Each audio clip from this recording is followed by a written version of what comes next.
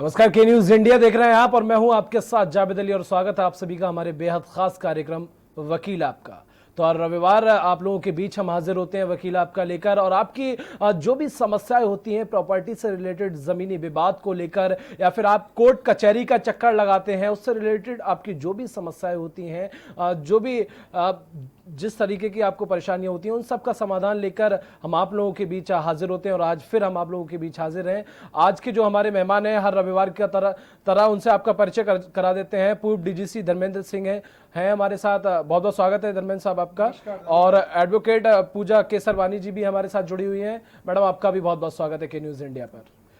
तो सबसे पहले धर्मेंद्र जी, मेरा पहला सवाल आपसे है कि भूमि विवाद में गंभीर घटनाएं हो जाती हैं, कभी कभी तमाम तरीके की घटनाएं हो जाती हैं, और इसके लिए क्या कानून है और भूमाफियाओं के खिलाफ और शासन का क्या अधिकार है, वो हमारे दर्शकों को आप विस्तार से बताइए। देखिए, ये एक ऑर्गेनाइज्ड क्राइम है जिसकी बहुतायत होती जा रही है। यानी लोग किसी व्यक्ति विशेष की ज़मीन पर या सरकार की ज़मीन पर बिना किसी विधिक अधिकार के, यानी बिना किसी लीगल राइट के फोर्सफुली पोजीशन ले लेते हैं, यानी अवैधानिक कब्जा कर लेते हैं। इसके लिए 1971 में एक्ट आया। उसके बाद जो एंटी सोशल प्रिवेंशन एक्ट 1986, उसके जो स्पेसिफिक सेक्शंस हैं उसके अंतर्गत ऐसे लोगों के खिलाफ प्रोसीडिंग्स होती हैं। आईपीसी के स्पेसिफिक सेक्शंस हैं, उसमें भी ऐसे लोगों के खिलाफ प्रोसीडिंग्स होती हैं। और स्पेसिफिक रिलीफ एक्ट, उसके अंतर्गत सेक्शन 6 है, उसमें भी ऐसे लोगों के खिलाफ प्रोसीडिंग्स होती हैं। जिस किसी व्यक्ति द्वारा या उसके समूह द्वारा किसी भी सरकारी या व्यक्तिगत किसी व्यक्ति की भूमि, भवन या संपत्ति पर अवैधानिक तरीके से कब्जा कर लिया जाता है और उस कब्जे के बाद वो अपने आप को उसका मालिक कहने लगता है, ऐसी परिस्थिति में वो एक इलीगल ट्रेसपासर की श्रेणी में आ जाता है। साथ ही साथ जब इस तरह का व्यक्ति या उसका समूह 1, 2, 3, 4 या इस तरह के कई नंबर्स में लोगों की प्रॉपर्टियों पर फोर्सफुली पोजीशन ले लेते हैं, विवाद की स्थितियां उत्पन्न कर देते हैं, या सरकार की ज़मीनों पर तमाम लोगों को देखने को मिलता है कि लोग ग्राम समाज की यानी जीएस लैंड पर कब्जा कर लेते हैं, लोग रोड साइड में जो पीडब्ल्यूडी या किसी भी गवर्नमेंट ऑर्गेनाइजेशन की लैंड है उस पर कब्जा कर लेते हैं, या लोग किसी दूसरे के प्लाट या सोसाइटीज़ के प्लाट या डेवलपमेंट अथॉरिटीज़ के प्लाट, इन पर कब्जा कर लेते हैं। तो इस तरह के लोगों के खिलाफ जो प्रोसीडिंग्स होती हैं वो प्रोसीडिंग्स बहुत ही अहम है। और इस पर स्टेट गवर्नमेंट ने यानी उत्तर प्रदेश सरकार ने 2017 में एक बिल पेश किया और इसको अप्रूवल यानी शासनादेश आया 1 मई 2017 को।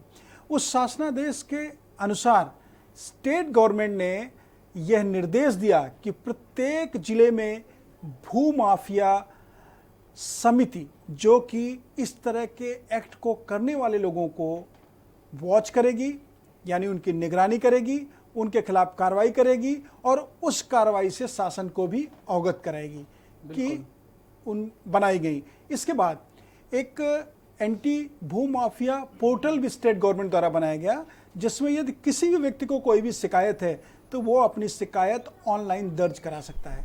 ऑनलाइन शिकायत दर्ज कराने के बाद उस शिकायत पर क्या कार्रवाई हुई इसका भी कॉलम है। उस कॉलम में वो समय समय पर अपनी की गई कार्रवाई की वस्तुस्थिति से अवगत हो सकता है। इसके बाद उसका निष्कर्ष क्या हुआ इसका भी एक कॉलम है। तो इस तरह का जो पोर्टल है गवर्नमेंट का, ये बहुत ही सराहनीय है और लोगों को इस पोर्टल के माध्यम से बहुत सी शिकायतें करने का आसानी से मौका मिलता है।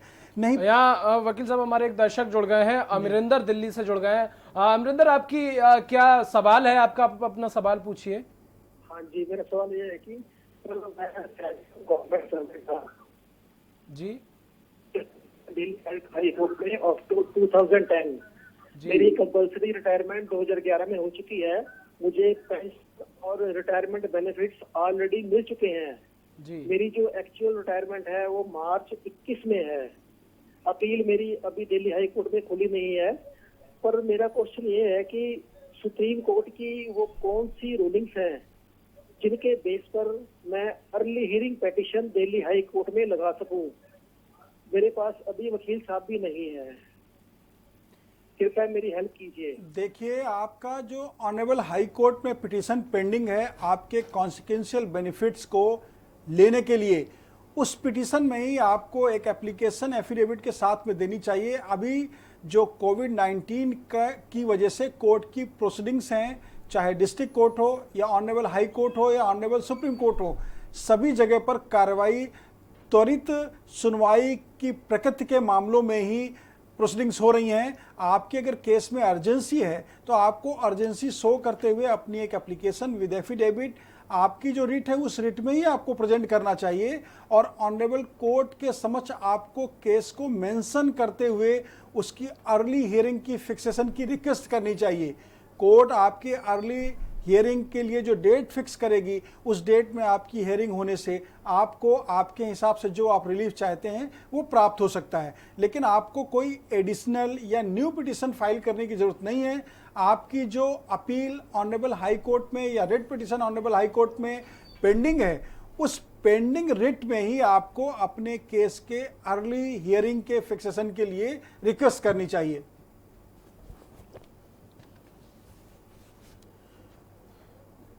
और इसी बीच एक दर्शक और हमारे साथ वकील साहब जुड़ गए हैं, पीएन मिश्रा औरैया से हमारे साथ जुड़े हुए हैं। आप अपना सवाल पूछिए। हेलो जी जी, आप अपना सवाल पूछिए। मैं ये जानना चाहता हूँ कि एक्चुअली हमने कुछ अपनी जमीन जो है बुंदेलखंड एक्सप्रेस वे बना उसमें गई है जी, तो उससे हमें जो हर्जाना मिला है जी जी, वो हमने बैंक में डिपॉजिट किया। क्या उस हर्जाना हमें गवर्नमेंट को इनकम टैक्स काटने का हक है कि नहीं, ये पूछना था। देखिए, आपको जो प्रतिकर के रूप में अमाउंट मिला है, यानी आपका जो लैंड है जिसका एक्विजिशन हुआ है और उसके एवज में आपको जो अमाउंट मिला है वो टैक्स फ्री है। तो जो आपका अमाउंट बैंक में आपने डिपॉजिट किया है वो आपके एग्रीकल्चर लैंड के एक्विजिशन के अगेंस्ट में आपको मिला है गवर्नमेंट से। ऐसी स्थिति में उसमें टैक्स की लायबिलिटी आप पर नहीं आती है। फिर भी इसके लिए आप बेहतर चार्टर्ड अकाउंटेंट से एक ओपिनियन लेके अपनी प्रोसीडिंग को और अपनी मनी को सिक्योर करने का प्रोसेस कर सकते हैं। बहुत बहुत शुक्रिया बीएन जी हमसे बात करने के लिए और अपना सवाल रखने के लिए। मेरा अगला सवाल पूजा जी आपसे है और सवाल ये है कि भूमि भवन के बैंक और नई संस्थानों में बंधक रखा जाता है, इस पर क्या कानून है? Transfer of Property Act 1882 is a statutory law in India that provides for mortgage laws. In simple terms, mortgage is transferring interest of an immovable property for securing a loan or for a performance of an engagement. ये एक तरीके की pecuniary liability होती है in the form of a debt. Section 58 of the Transfer of Property Act A defines mortgage as a mortgage is the transfer of an interest in specific immovable property for the purpose of securing the payments of money advanced or to be advanced by the way of loan, an existing or future debt, or the performance of an engagement which may give rise to pecuniary liability. जो व्यक्ति अपनी property को mortgage करता है उसे मॉर्टगेजर कहते हैं, जिसको प्रॉपर्टी मॉर्टगेज की जाती है उसे मॉर्टगेजी कहते हैं, और जिसके थ्रू ये ट्रांसफ़र होता है, जिस इंस्ट्रूमेंट के थ्रू ये ट्रांसफ़र होता है उसे मॉर्टगेज डीड कहा जाता है। मॉर्टगेज कई प्रकार के होते हैं, जिसमें सबसे पहला आता है सिंपल मॉर्टगेज जो 58B में डिफाइंड है। सिंपल मॉर्टगेज में जो मॉर्टगेजर होता है वो प्रॉपर्टी का पोजेशन अपने पास रखता है, बट वो अपने आप को पर्सनली बाइंड करता है टू द मॉर्टगेजी कि अगर वो सर्टेन डेट पे पेमेंट नहीं कर पाया ऑफ द ड्यू मनी तो फिर वो उसको सेल के थ्रू उस मॉर्टगेज प्रॉपर्टी को बेच सकते हैं। 58C में आता है मॉर्टगेज बाय कंडीशनल सेल, जिसमें कि जो मॉर्टगेजर होता है वो कम्प्लीटली सेल कर देता है अपनी प्रॉपर्टी मॉर्टगेजी को इस कंडीशन पे कि अगर वो ड्यू डेट पे पेमेंट कर लेता है लोन मनी का तो फिर वो जो सेल है वो वॉइड हो जाएगी। हाउएवर अगर वो पेमेंट नहीं कर पाता है तो वो सेल एब्सोल्यूट हो जाएगी, मतलब कि जो मॉर्टगेज प्रॉपर्टी है वो सेल के थ्रू मॉर्टगेजी की हो जाएगी। उसके बाद 58D में आता है यूसुफैक्चरी मॉर्टगेज, जिसमें जो मॉर्टगेजर होता है मैं पूजा जी यहाँ एक सेकंड के लिए आपको रोकना चाहूंगा। एक दर्शक यहाँ जुड़ गए हैं शिव सरो मुरादाबाद से। जी आप अपना सवाल पूछिए। सर ऐसा था, पिछले साल हमारा ट्रांसफर हो था जी, तो वो ट्रांसफर रोक दिया गया था पी साहब ने जी, तो ट्रांसफर रोक दिया। उसके उपरांत जो है अब जो है इस साल महामारी चली है कोविड का, तो शासन आदेश ये आया है कि किसी का भी कोई ट्रांसफर ना किया जाए। तो जो अधिकारी हैं वो ट्रांसफर करना चाह रहे हैं, रिलीव करना चाह रहे हैं हमको, तो क्या इसमें क्या हो सकता है सर? शासन की नीति नहीं है। देखिए, जो शासन की नीति है उस शासन की नीति के साथ साथ सर्विस रूल्स को भी फॉलो किया जाना चाहिए डिपार्टमेंट के द्वारा, और डिपार्टमेंट के साथ साथ जो डिपार्टमेंट के ऑफिसर्स हैं उनके द्वारा, और उन्हीं के अधीनस्थ आप हैं आपके द्वारा भी। शासन को जो सर्विस रूल्स हैं उसमें स्पेसिफिक राइट स्टेट गवर्नमेंट को दिए गए हैं। यदि स्टेट गवर्नमेंट की बॉडी है जिसमें कोई एम्प्लॉई वर्क कर रहा है, यानी आपका योगदान अगर स्टेट गवर्नमेंट के किसी डिपार्टमेंट में है, तो स्टेट गवर्नमेंट को स्पेसिफिक राइट हैं, और उस स्पेसिफिक राइट का यूज करते हुए उस डिपार्टमेंट के सक्षम पदाधिकारी जिन्होंने आपकी नियुक्ति की है या जो अपॉइंटिंग अथॉरिटी हैं, वही आपके संबंध में डिसीजंस ले सकते हैं। अभी जो कोविड-19 के प्रकाश में आपने कहा कि ट्रांसफर को रोका गया है, तो इस तरीके से कोई भी स्पेसिफिक रूल नहीं बनाया गया है। आवश्यकता पड़ने पर शासन किसी को भी कहीं भी ट्रांसफर कर सकता है, और उस रूल को फॉलो करते हुए ही आपके साथ आपके साथ जो हो रहा है उस पे आपको सर्विस नियमावली के रूल्स को फॉलो करना चाहिए। बिल्कुल बिल्कुल, बहुत बहुत शुक्रिया। मैम, मैं चाहूंगा जो आप अपना सवाल, मैंने आपसे सवाल पूछा था, आप अपना जवाब दे रहे थे, उसे पूरा करें। सेक्शन 58D में यूसुफ्रक्चरी मॉर्गेज डिफाइंड है, जिसमें कि जो मॉर्गेजर होता है वो अपनी जो प्रॉपर्टी होता है उसका पूरा पोजेशन मॉर्गेजी को दे देता है, और वो मॉर्गेजी को ऑथराइज करता है कि वो मॉर्गेज प्रॉपर्टी को रिटेन करके रखे, और उसी बीच जितने भी रेंट और प्रॉफिट्स एक्रू होते हैं उस पर वो उसको भी रिसीव कर सकता है, होली और इन payment of the mortgage money, either partly और होली। उसके बाद 58E में आता है इंग्लिश मॉर्गेज, जिसमें कि मॉर्गेजर अपने आप को बाइंड करता है mortgagee say that he will pay the amount, and in case अगर वो पेमेंट कर देता है तो जो प्रॉपर्टी मॉर्गेज है वो उसको रीट्रांसफ़र कर देगा, यानी कि मॉर्गेजी पेमेंट होने के बाद जो प्रॉपर्टी मॉर्गेज की गई थी उसको रीट्रांसफ़र कर देगा मॉर्गेजर को। उसके बाद आता है 58F, जिसमें mortgage by deposit of title deeds है। इसमें जो भी व्यक्ति जिन टाउन्स जैसे कि मद्रास, बॉम्बे या कलकत्ता में रहते हैं, और वहाँ पे अगर कोई भी ऐसा व्यक्ति है जो कि अपनी प्रॉपर्टी, जो कि टाइटल डीड किसी भी इमूवेबल प्रॉपर्टी से रिलेटेड टाइटल डीड किसी क्रेडिटर को देता है with an intent to form a security, तो इस डीड को, इस ट्रांजैक्शन को बोला जाता है mortgage by deposit of title deed. इसके 3 एसेंशियल्स होते हैं। जो सबसे पहला आता है there must be a debt, there must be a deposit of title deed with the lender, और तीसरा आता है the deposit must be with the intention that the said title deed shall be the security for debt. सबसे last में होता है 58G of the TPA act, anomalous mortgage. इसमें कोई भी मॉर्गेज इनके अलावा, यानी कि simple mortgage, usufructuary mortgage, English mortgage या फिर डिपॉजिट बाय टाइटल डीड, इनके अलावा अगर किसी और प्रकार का कोई मॉर्गेज होता है तो उसे इस प्रोविजन में कवर किया गया है। बिल्कुल पूजा जी, बहुत बहुत शुक्रिया। अब मैं धर्मेंद्र जी आपसे सवाल ये करना चाहूँगा कि किसी के भूमि भवन पर लंबे समय तक अवैध कब्जा कर लिया जाता है और वो लगातार परेशान होता रहता है, तो इसके लिए क्या कुछ कानून है? देखिए, एडवर्स पोजीशन के लिए एक लैंडमार्क जजमेंट है ऑनरेबल सुप्रीम कोर्ट का जस्टिस एल नागेश्वर राव जी का और उनके साथ एसोसिएटेड जस्टिस का। इस जजमेंट में ऑनरेबल सुप्रीम कोर्ट ने अपने पहले के और कई प्रतिपादित सिद्धांतों को एक साथ सुनवाई करते हुए जो article 65 of the limitation act है उसको प्रॉपर डिस्क्राइब किया। यानी जो आर्टिकल 64 और 65 ऑफ द लिमिटेशन एक्ट है उस पर कोर्ट ने प्रॉपरली डिस्कशन किया और ये कहा कि प्रतिकूल कब्जा क्या है।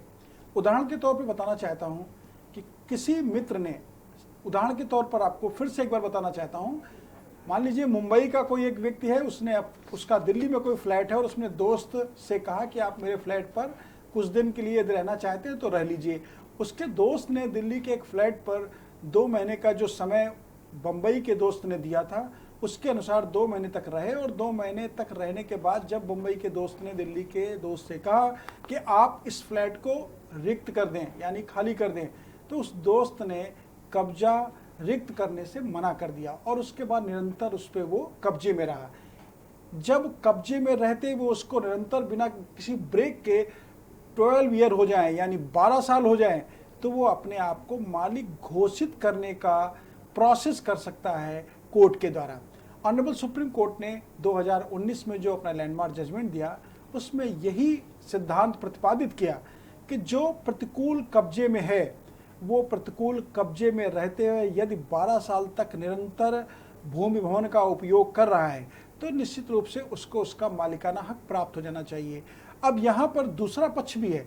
दूसरा पक्ष ये है कि जिसका एक्चुअल टाइटल है, जो वास्तविक में मालिक है, उसके अपने अधिकारों का संरक्षण कानूनी रूप से कैसे हो। तो स्पेसिफिक रिलीफ एक्ट के सेक्शन 6 में जो प्रोसेस है उसके according actual landlord, actual owner of the property उस व्यक्ति के खिलाफ इजेक्टमेंट का सूट फाइल कर सकता है, यानी बेदखली का मुकदमा फाइल कर सकता है। इस बेदखली के मुकदमे को सुनने के लिए जो फोरम है वो सिविल कोर्ट है।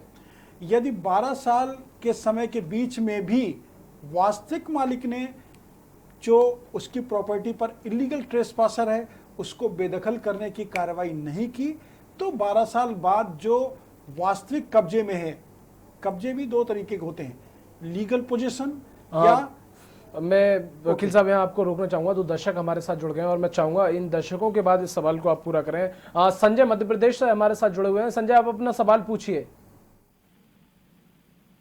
संजय, क्या आप मेरी आवाज सुन पा रहे हैं? चलिए, आप हमें दोबारा संपर्क कर सकते हैं, लगातार नंबर फ्लैश हो रहे हैं। विजय राय वरेली से हमारे साथ जुड़े हुए हैं। विजय, क्या आप मेरी आवाज सुन पा रहे हैं? विजय, क्या आप मेरी आवाज सुन पा रहे हैं? चलिए, आप लोग हमें दोबारा संपर्क कर सकते हैं। तो मैं चाहूंगा कि वकील साहब आप जिसके बारे में उत्तर दे रहे थे उस जवाब को पूरा करें। जिस तरीके से मैं अभी अपने दर्शकों को बता रहा था कि प्रतिकूल कब्जा अधिनियम क्या है। प्रतिकूल कब्जा अधिनियम में जो भूमि या भवन का स्वामी है उसने किसी को यदि उस जगह पर रहने का अधिकार दिया और उस व्यक्ति ने जिसने वहां पर रहने के लिए परमिशन ली और परमिशन लेने के बाद फिर उस जगह को रिक्त नहीं किया और लगातार 12 साल तक वो उस जगह पर काबिज रहते हुए 12 साल बाद अपने आप को यदि मालिक को घोषित करना चाहता है, यानी ऑनरशिप को डिक्लेयर कराना चाहता है, तो सिविल कोर्ट से करा सकता है। साथ ही साथ यदि एक्चुअल ऑनर इस बीच में उसको बेदखल करना चाहता है, यानी उसका इजेक्टमेंट करना चाहता है, तो उसको स्पेसिफिक परफॉर्मेंस के सेक्शन 6 में सिविल कोर्ट में बेदखली का वाद प्रस्तुत करते हुए उसको बेदखल करने का, अपने अधिकार को संरक्षित करने का पूरा अधिकार है। यहाँ पर दर्शक एक जुड़ गए हैं। वकील साहब माफी चाहूंगा, यहाँ एक दर्शक हमारे साथ जुड़ गए हैं। रेखा गाजीपुर से हमारे साथ जुड़ गई हैं। रेखा, आप अपना सवाल पूछिए। नमस्ते सर। सर, मेरा बहरामपुर में अपना मकान है, हिंडल नदी के पास जी। सर। मकान मेरे नाम है। मेरे हस्बैंड से 2 बीवियां थी। मेरे बाद उन्होंने शादी कर ली, मुझे मैके भेज के शादी कर ली सर। उससे 2 बच्चे हैं, तो वो मकान में रह रही है और हस्बैंड मेरे खत्म हो गए, तो सर वो दे नहीं, मकान मतलब खाली नहीं कर रही है सर, और पर्सनल मेरे नाम है सर मकान। और वो मतलब उसका पूरी कॉलोनी इस तरीके से है। हेलो जी जी जी, आप सवाल पूरा कीजिए। सर, पूरी कॉलोनी इस तरीके से सर, जैसे मैंने 1st नंबर प्लॉट मांगा तो जिसने बेचा है पूरी कॉलोनी उसने 2nd दे दिया, जिसने 2nd मांगा उसको 3rd दे दिया। इस तरीके से मतलब पूरी कॉलोनी है सर। पुलिस वाले हमको बुला रहे हैं थाने में बयान देने के लिए। मैंने एप्लीकेशन दे रखा सब जगह जी। तो सर आप कल मुझे जाना है, तो अब आप बताइए क्या करना चाहिए। देखिए, आपने आपके नाम से जो प्रमाइसेज है, जो भवन है, उस पर आपके जो पति की दूसरी पत्नी है उन्होंने कब्जा कर रखा है आपके कथनानुसार। यदि उन्होंने आपके भवन में इलीगल ट्रेसपासिंग कर रखी है, यानी अवैध कब्जा कर रखा है, तो आपको उनको वहां से बेदखल कराने के पूरे अधिकार हैं।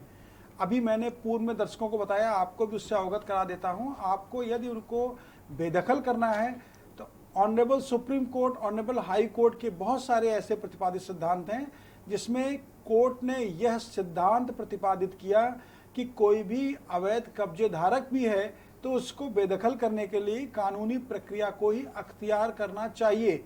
यानी कोई भी आपके यहाँ पर अवैध कब्जा करके बैठा हुआ है तो उसको आप बलपूर्वक बेदखल नहीं कर सकते हैं, उसको आप कानूनी प्रक्रिया अपना के बेदखल कर सकते हैं।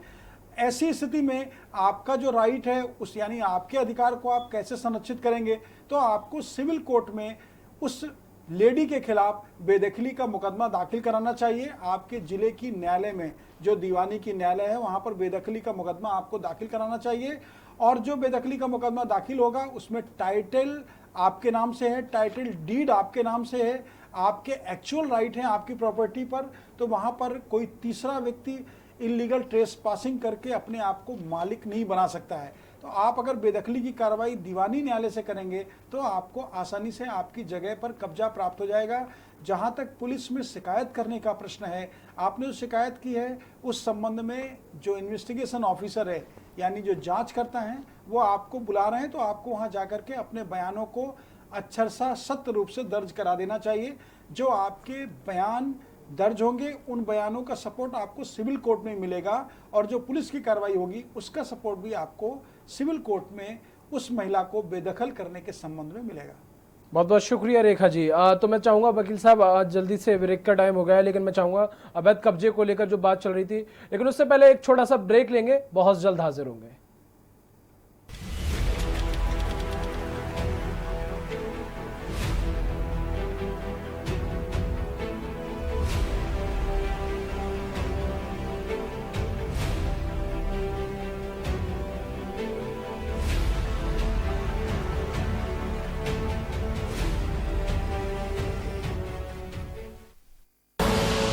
आप देख रहे हैं के न्यूज, खबरों का सारथी। आप देख रहे हैं के न्यूज, खबरों का सारथी। आप देख रहे हैं के न्यूज, खबरों का सारथी।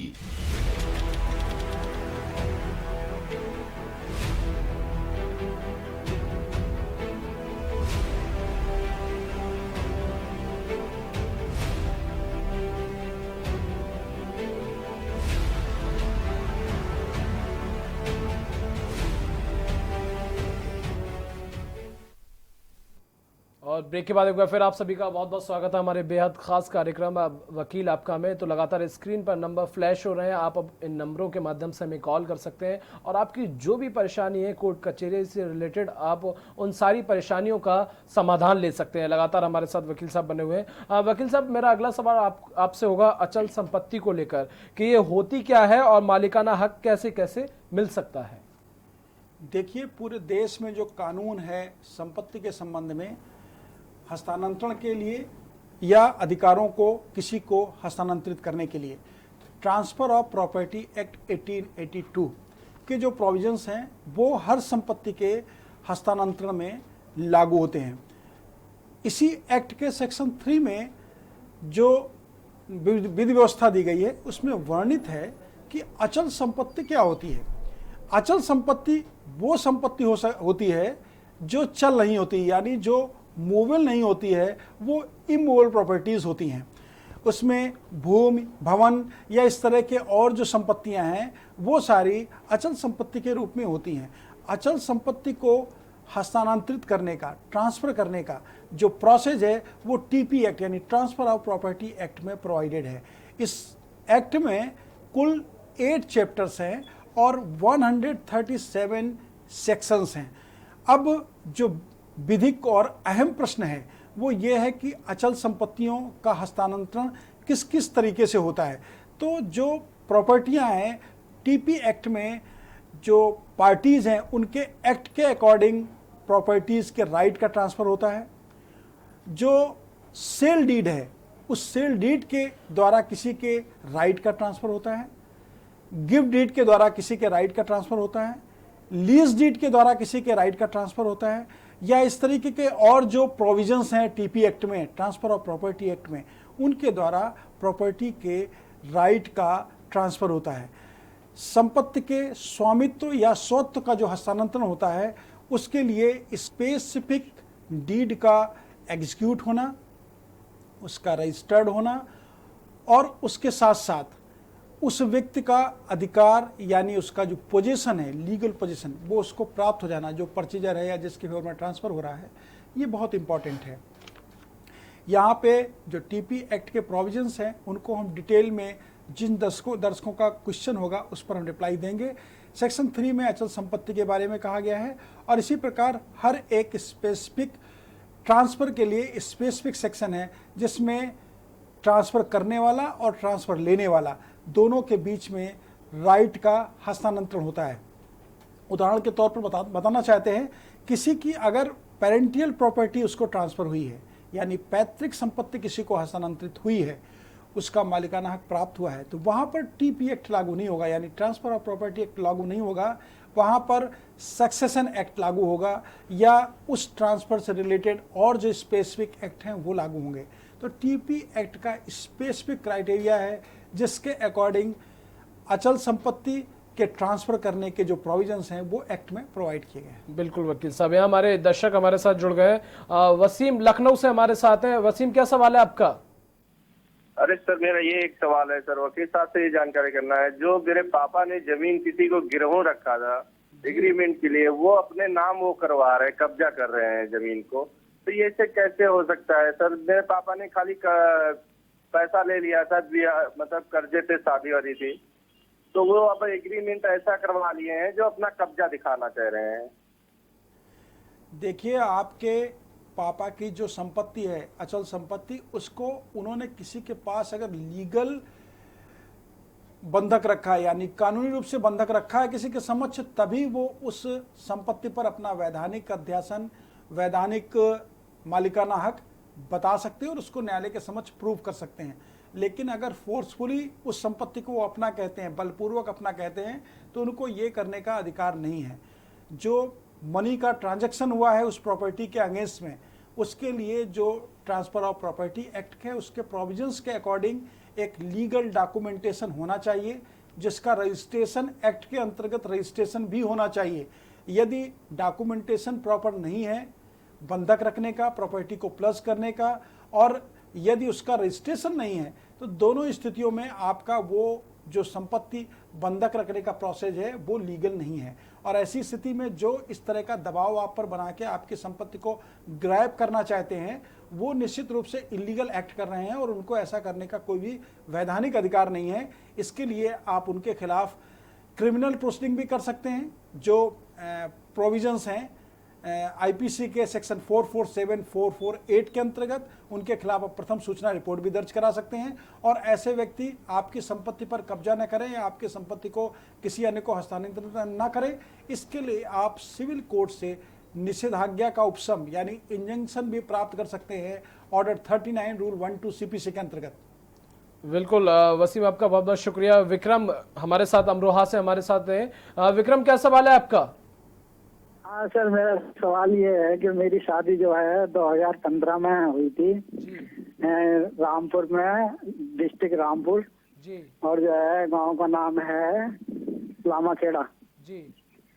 हाँ, तो सर उसमें जो है हमारी बीवी जो है वहाँ घर पे जाके बैठी उनके हमारी ससुराल में। अच्छा। और जो है वो आ नहीं गई।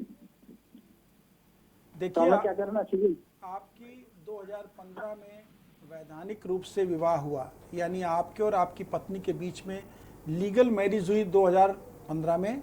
उस लीगल मैरिज होने के बाद आपको अपने हस्बैंड के जो भी राइट है उनको लेने का अधिकार है और आपकी जो रिस्पॉन्सिबिलिटी उनको निभाने का आपका अधिकार है। इसी तरीके से आपकी वाइफ को भी अपने राइट लेने का अधिकार है और उनको सारी रिस्पॉन्सिबिलिटी निभाने का अधिकार है। आपकी पत्नी आपके ससुराल में जाके रह रही है, आपके साथ नहीं रह रही हैं, तो आप उनको बुलाने के लिए न्यायालय में एक वाद दाखिल कर सकते हैं जो हिंदू मैरिज एक्ट के अंतर्गत सेक्शन 9 में आएगा। आप सेक्शन 9 में विदाई के लिए, अपनी पत्नी के लिए, आपके साथ रहने के लिए प्रार्थना कर सकते हो। न्यायालय सेक्शन 9 का जो केस आपका न्यायालय के समक्ष जाएगा उसमें नोटिस जारी करते हुए उनको न्यायालय के समक्ष बुलाएंगे और न्यायालय के समक्ष आने के बाद मीडिएशन होता है। यदि मीडिएशन में वो आपके साथ रहने को तैयार हो जाती हैं तो न्यायालय उसी आधार पर डिक्री कर देंगे, और अगर नहीं होती हैं तो न्यायालय को सेक्शन 9 में ये स्पेसिफिक राइट है कि वो आपकी पत्नी को निर्देशित करे कि वो आपके साथ रह के पत्नी धर्म का पालन करे। बहुत बहुत शुक्रिया विक्रम आपका। राम लखनऊ से हमारे साथ हमारे दर्शक जुड़ गए हैं। राम, क्या सवाल है आपका? राम, आप हमें दोबारा संपर्क कर सकते हैं। तो लगातार स्क्रीन पर नंबर फ्लैश हो रहे हैं वकील आपका में, लगातार वकील साहब हमारे साथ मौजूद हैं। आपकी जो भी समस्या होगी हर समस्या का समाधान दिया जाएगा। फिलहाल वक्त है एक छोटे से ब्रेक का, बहुत जल्द हाजिर हो।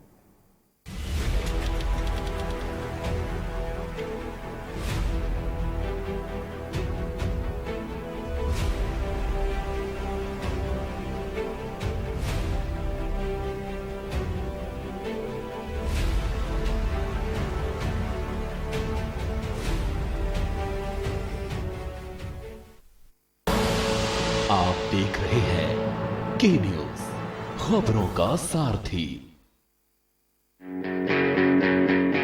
Online classes in CMS for all classes for the session 2020-2021 have restarted on 1st July as per prescribed syllabus, book list and timetable available on www.cmseducation.org. Online classes will continue till government reopens schools. Online admissions in CMS for Montessori, nursery to class 9 and provisional admission for class 11 are open at www.cmseducation.org. एक bulletin में हर खबर, देश के number 1 news network का number 1 news bulletin. News top 9 रोज सुबह 7 बजे और शाम 7 बजे। जुड़िए संसार से हमारी रफ्तार से। टीवी 9 भारतवर्ष, अब तो सब देख रहे हैं। IPL पान मसाला, इसमें है शिमोगा की मशहूर सुपारी, केरल के बागों से इलायची, सोलन के जंगलों से उत्पादित शुद्ध कत्था, असली फूलों की खुशबू और प्योर चंदन के तेल से निर्मित 0% निकोटीन, 0% टोबैको युक्त IPL पान मसाला।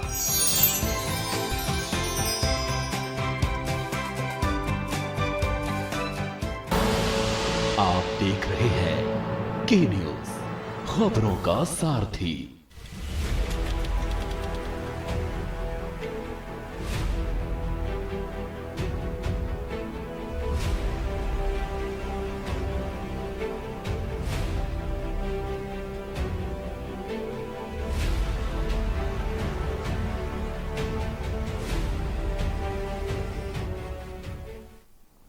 और ब्रेक के बाद एक बार फिर आप सभी का बहुत बहुत स्वागत है हमारे बेहद खास कार्यक्रम वकील आपका में। तो एक दर्शक हमारे साथ यहाँ जुड़ गए हैं, अमर बरेली से। अमर, क्या सवाल है आपका? सवाल पूछिए।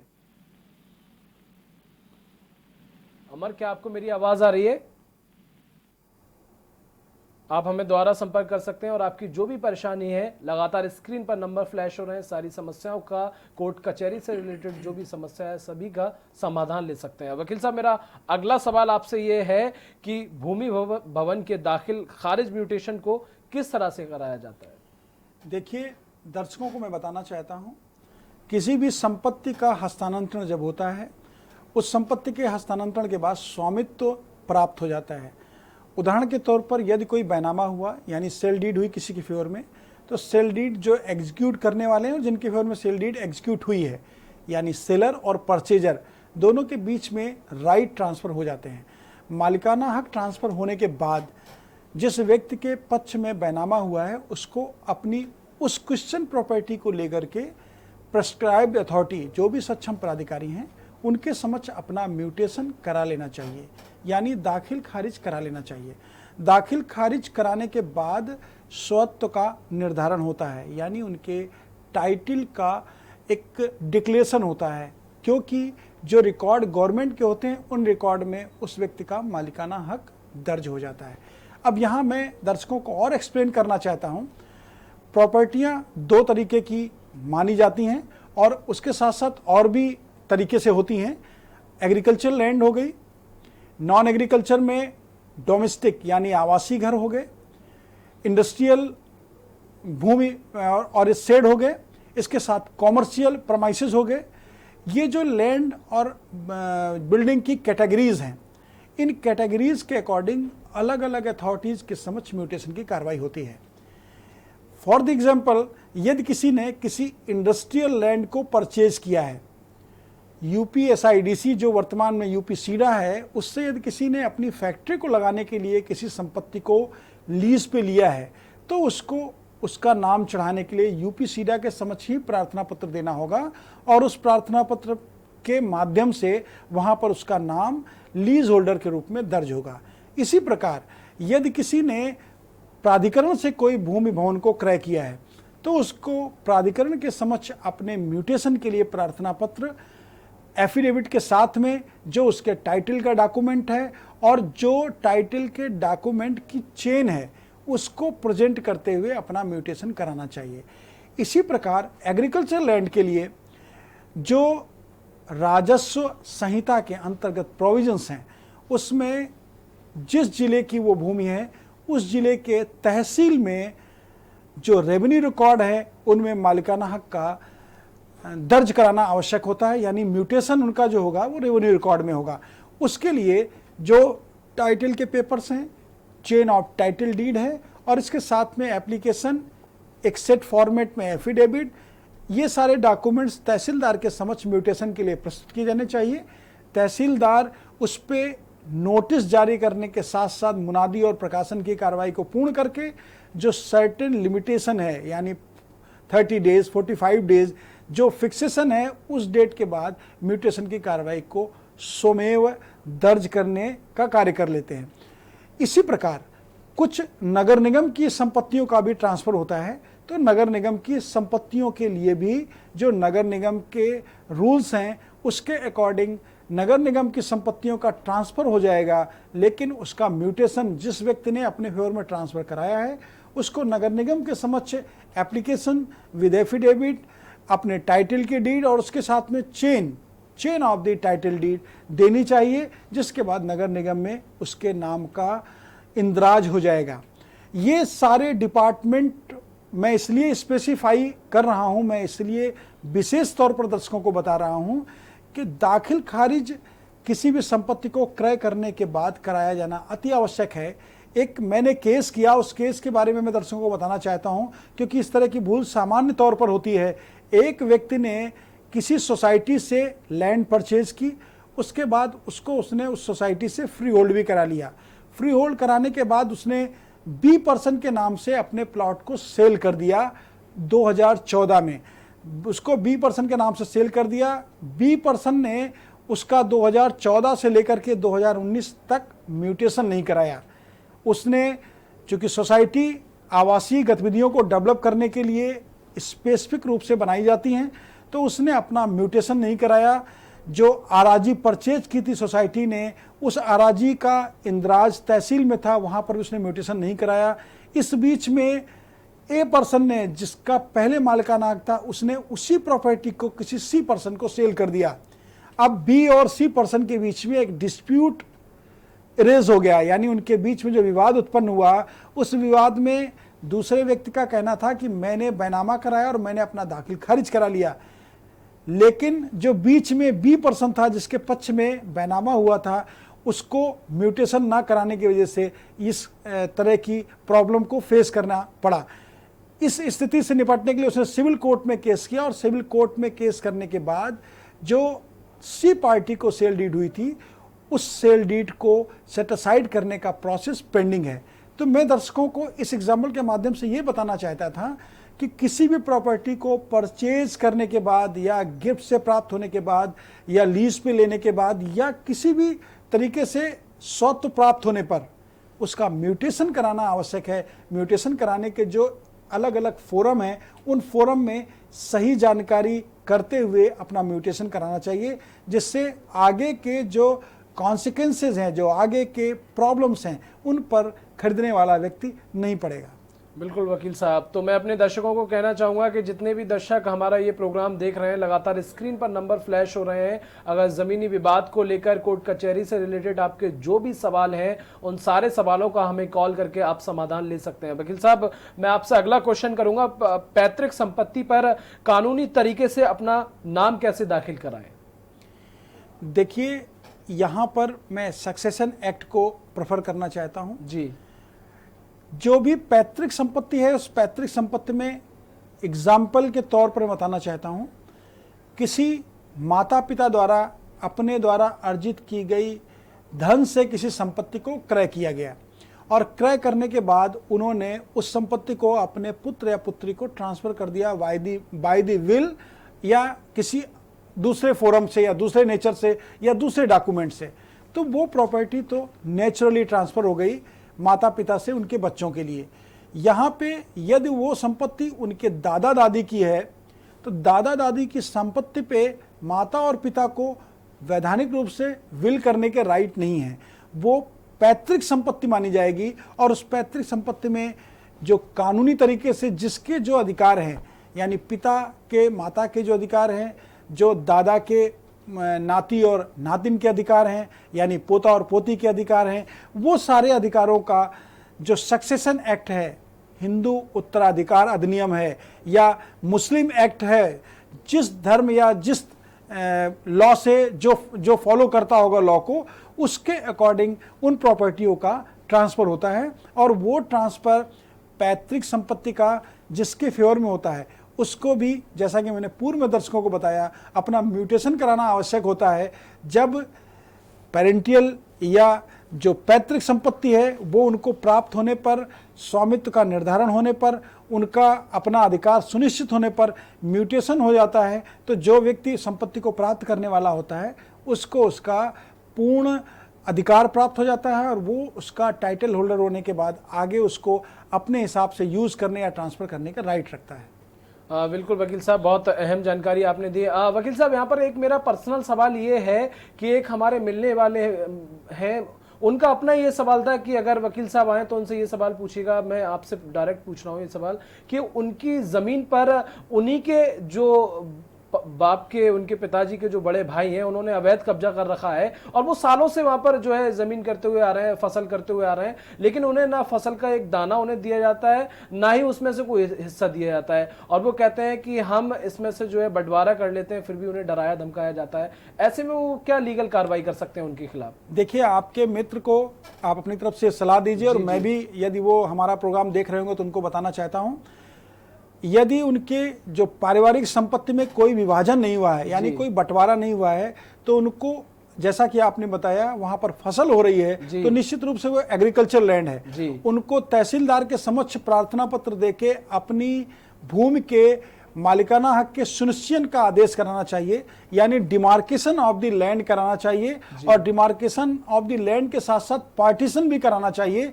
उस पार्टीशन में उनके अधिकार, उनके स्वत्व का निर्धारण होगा। जब उनका मालिकाना हक रेवेन्यू रिकॉर्ड में दर्ज होगा तो उनको अपनी जगह का उपयोग उपभोग करने का अधिकार प्राप्त हो जाएगा। ऐसी स्थिति में यदि उनके ताऊजी पूरी संपत्ति पर कब्जा करके उसको जोत बो रहे हैं और उसके सारे बेनिफिट स्वयं ले रहे हैं, किसी दूसरे सह खातेदार को, सह मालिक को यदि उसका लाभ नहीं दे रहे हैं, तो वो इलीगल एक्ट कर रहे हैं। इसमें आपके दोस्त को उस संपत्ति के विभाजन का वाद तहसीलदार के समक्ष रेवेन्यू कोड के अंतर्गत प्रस्तुत करना चाहिए और विभाजन के साथ ही साथ वकील साहब, मैं आपको रोकना चाहूंगा और सीधा रुख करेंगे लखनऊ का, जहां पर प्रमुख सचिव स्वास्थ्य अमित मोहन कोरोना वायरस को लेकर प्रेस कॉन्फ्रेंस कर रहे हैं। देश में वृक्षारोपण का कार्य प्रारंभ हो गया है।